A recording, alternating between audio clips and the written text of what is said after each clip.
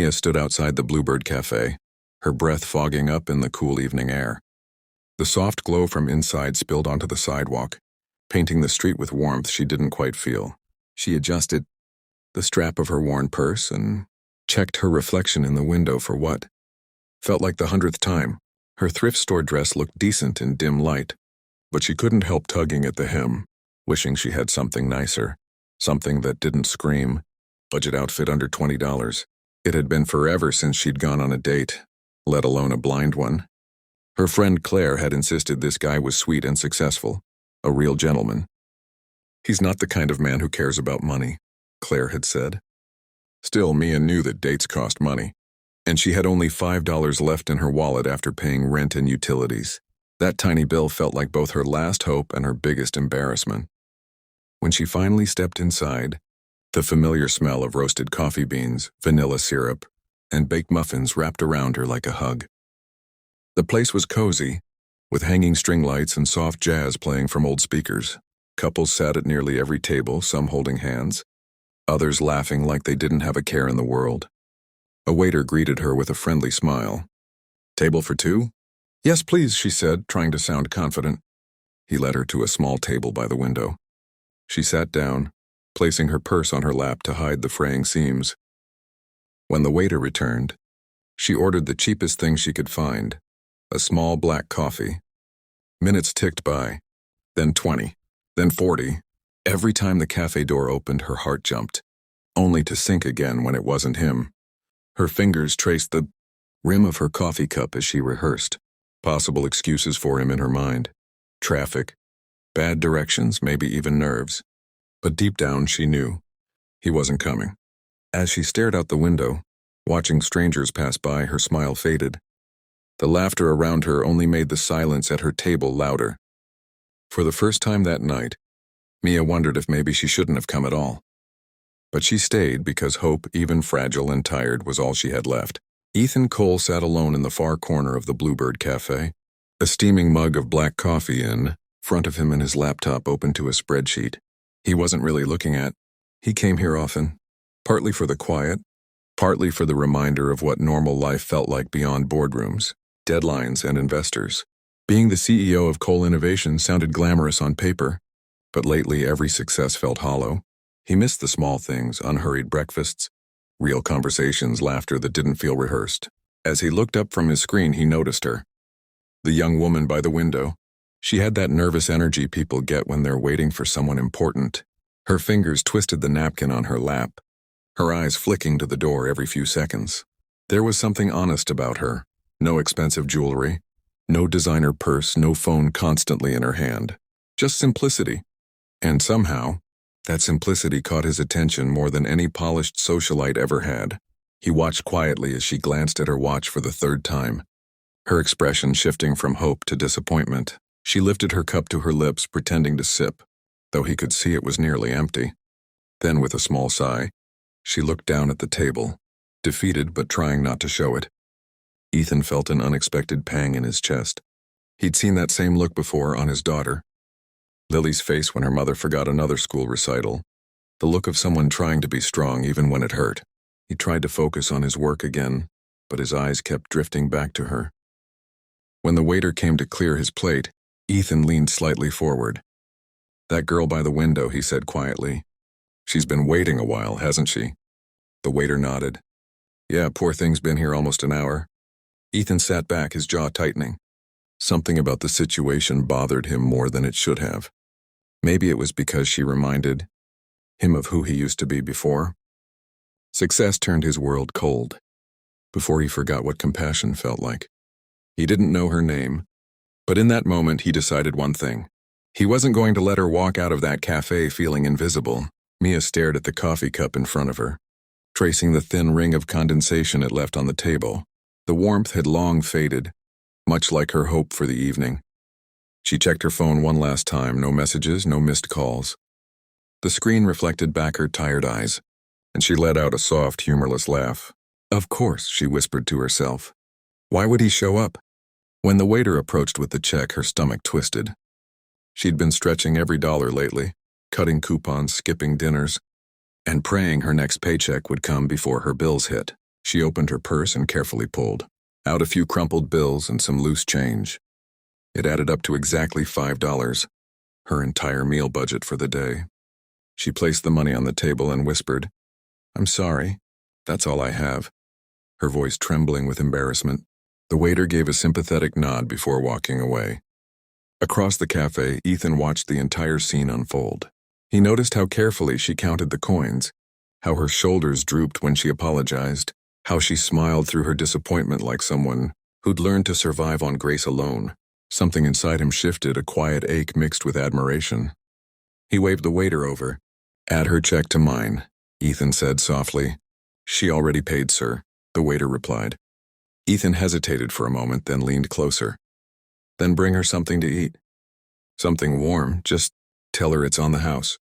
The waiter raised an eyebrow but nodded, understanding more than words could say. A few minutes later, he returned to Mia's table with a plate of golden pancakes topped with fresh strawberries and syrup. Mia blinked in surprise. I didn't order this," she said, glancing around in confusion. The waiter smiled. "Compliments of the cafe." For a moment, she just stared at the plate. Her throat tightened and her eyes burned. She hadn't eaten properly in days, but she'd forgotten what kindness tasted like. As she took her first bite, a small smile broke through her sadness. She didn't know it yet, but the stranger, who had quietly changed her, Evening was sitting just a few tables away, watching, not out of pity but out of respect. Mia lifted another forkful of pancakes to her mouth, savoring the warmth and sweetness that filled her empty stomach. Each bite tasted like comfort, like something she hadn't felt in far too long. Still, curiosity tugged at her. Who would do this? The waiter's answer, compliments of the cafe, didn't quite make sense. No cafe just handed out free meals, especially not in the middle of the week. As she glanced around the room, her eyes met his. The man from the corner table. He wasn't trying to hide his gaze this time. Their eyes locked for a heartbeat longer than either expected, and Mia felt her cheeks warm. He gave her a small, reassuring smile, the kind that said, "It's okay, you deserve this." Before she could look away, he stood up, straightened his jacket, and walked toward her table. Her pulse quickened. Was he a manager? A customer? Or was he the reason she wasn't leaving hungry tonight? "Hey," he said gently as he reached her table. "I hope you don't mind me coming over. I just wanted to make sure the pancakes were good." Mia blinked, caught off guard. "You sent them?" He rubbed the back of his neck, a bit sheepish now. "Yeah, I didn't mean to overstep. I just saw you sitting here and, well, I figured everyone deserves breakfast that isn't just coffee." She let out a soft laugh, one that surprised even her. "You really didn't have to do that." "I know," he said with a grin. "But sometimes the best things in life are the ones we don't have to do." They talked for a while, longer than either expected. He introduced himself as Ethan, and soon their conversation drifted from small talk to real stories. Mia shared bits about working 2 jobs, chasing dreams that never seemed to catch up, and taking night classes she could barely afford. Ethan listened closely, genuinely interested, his expression warm and kind. When she asked what he did, he only said, "I work in business," choosing not to mention that he was the CEO of one of the city's fastest-growing companies. For the first time in months, Ethan felt like someone saw him as a person, not a paycheck. And for Mia, that simple conversation felt like the beginning of something she hadn't known she was missing, hope. As the cafe lights dimmed for closing time, Mia glanced at the clock and realized how long they'd been talking. Hours had passed like minutes. The world outside had grown dark. But inside that small cafe, everything felt bright. She couldn't remember the last time she had laughed so freely, or felt so comfortable with someone she'd just met. Ethan leaned back in his chair, smiling at her across the table. "You know," he said, "I don't usually talk this much. My assistant would be shocked if she saw me having a full conversation without a business agenda." Mia giggled. "Well, I'm honored to break your streak. I was starting to think I'd forgotten how to have one myself." There was a moment of quiet between them, the kind that wasn't awkward, just peaceful. Then Mia's phone buzzed. She checked the time again and sighed softly. "I should probably go. I have an early shift tomorrow." She began gathering her things, but Ethan hesitated, his expression thoughtful. "I know this might sound forward," he began carefully, "but would you Maybe like to join me for dinner tomorrow night? Mia froze, unsure she'd heard right. Dinner? He nodded, his smile gentle. It's nothing fancy. Just me, my daughter, and a lot of burnt pasta. I cook about as well as I sing, which is to say terribly, but we make it work. Her heart softened at the mention of his daughter. You have a little girl? Yeah, he said with a chuckle. Lily, she's 7 going on 17. She'd love to have someone new to talk to who isn't her boring old dad. Mia's first instinct was to say no. People didn't just invite near strangers to dinner with their kids. And yet something about Ethan's tone, so open, so sincere, made her want to say yes. Are you sure you want me there? She asked quietly. Absolutely, he said without hesitation. You've got this light about you. The kind people forget they have when life gets too heavy. She smiled, feeling that warmth again. The same one she'd felt when he first sent her pancakes. All right, she said softly. Dinner it is. Ethan grinned. Good, then it's a date. A real one this time. And for the first time in a long while, Mia walked out of a café not feeling invisible, but seen, valued, and maybe even wanted. The next evening, Mia stood on the front porch of a beautiful yet humble home tucked at the end of a quiet suburban street. The golden light from the windows spilled across the yard, and she could hear faint laughter coming from inside. Her nerves fluttered like wild butterflies. She smoothed down her simple dress and took a deep breath before knocking. The door opened and Ethan appeared, dressed casually this time, wearing jeans and a navy sweater. His smile was warm and genuine. Hey, you made it, he said. Come in. I hope you're hungry, because Lily went overboard helping in the kitchen. Helping? A small voice chimed from behind him. A little girl with messy curls peeked out, her hands covered in flour. I saved dinner, she said proudly. Mia couldn't help but laugh. Well, I can't wait to taste your masterpiece. The house smelled like tomato sauce and garlic bread. Simple, comforting, and homey. They sat down at the dinner table, the three of them talking and laughing like old friends.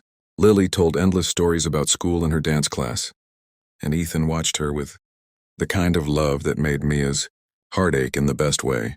She hadn't realized how much she'd missed this feeling. Belonging. After dinner, Lily went to her room to show off her drawings, leaving Ethan and Mia alone in the soft glow of the living room. He leaned back on the couch, looking at her thoughtfully. You know, he said, I never told you what I actually do. Mia raised an eyebrow. Let me guess, top secret agent? He laughed. Close, I run a company. A pretty big one, actually. Her smile faltered for a second. You mean, you're the CEO? Yeah, he admitted. But that's just my job. It's not who I am. She stared at him for a moment, then shook her head, smiling. So the man who bought me pancakes was a CEO, figures. He chuckled. Best investment I ever made. Mia blushed, and for a moment they just sat there in comfortable silence. Outside, the night was calm, and Lily's laughter echoed faintly from her room. Mia turned to Ethan, her voice soft. You know, I only had $5 that day. Ethan reached for her hand and smiled. And it led you here. I'd say it was worth every penny. That night, for both of them, felt less like an ending, and more like the start of something real.